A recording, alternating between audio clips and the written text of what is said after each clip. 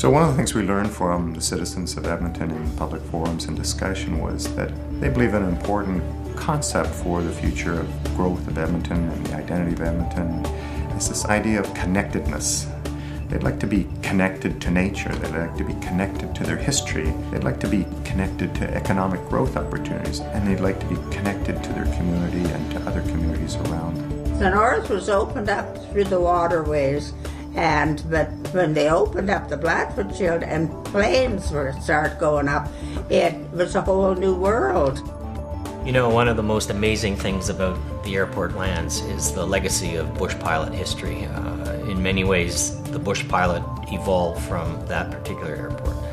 It signifies, in many ways, the pioneering spirit of the community that has always been central to the core of settling a place like Edmonton.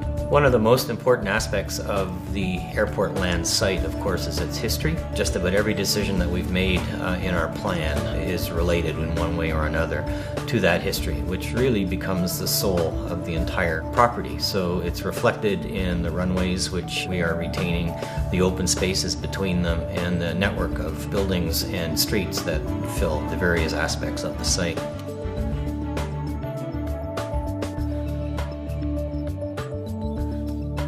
Can't really talk about Edmonton without talking about its river valley system, and you get to experience the large open skies and the aspen landscape, and it's kind of an oasis from the city that's right at your doorstep.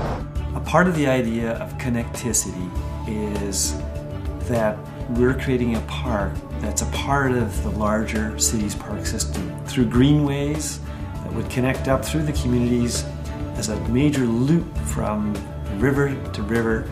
You'd end up with a major destination of the green space and parks to add to that system. We've noticed an exponential growth in local food, the interest in local food. People want to know where their food's coming from and where it's grown. One of the city's goals and objectives is really to be much more self-sustaining, feed itself, letting people connect with the local supply of food, where people can grow food, they can have the great social place. Urban agriculture is a wonderful social stimulus for neighborhoods. The opportunity that is very dear to my heart is the Glenrose Hospital. It's a rehabilitation hospital. It makes a lot of sense to me to put Glenrose into this plan. The other opportunity here is to connect to the more unique communities surrounding the site. They include NATE and its advanced technology community. They include the rehabilitation hospital and its health sciences community. And equally, the Kingsway Corridor community made up of hoteliers, retailers, and a number of light industries that we're also hoping to extend onto the site. Our development is carbon neutral, but we're going to go beyond carbon neutral. And starting off with the electricity, we are looking at a number of energy sources that would include deep geothermal. This is about 5 kilometers deep, using the heat in the core of the earth to generate power. What we're going to do is we're going to make use of that heat, and we're going to use that to, first of all, heat our own development, but secondly, to extend that into a district heating system with some heating water piping, hopefully going all the way down to the legislature. This is just the beginning of the motion toward a carbon neutral city of Edmonton.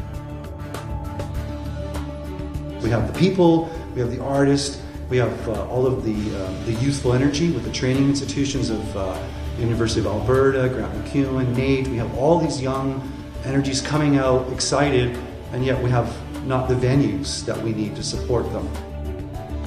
By extending existing street grids, new green corridors, the LRT line onto the site, we can make it easy for Edmontonians to enjoy the remarkable array of recreational and cultural venues on the site, including a proposed new performing arts centre. We've come up with this idea of connecticity.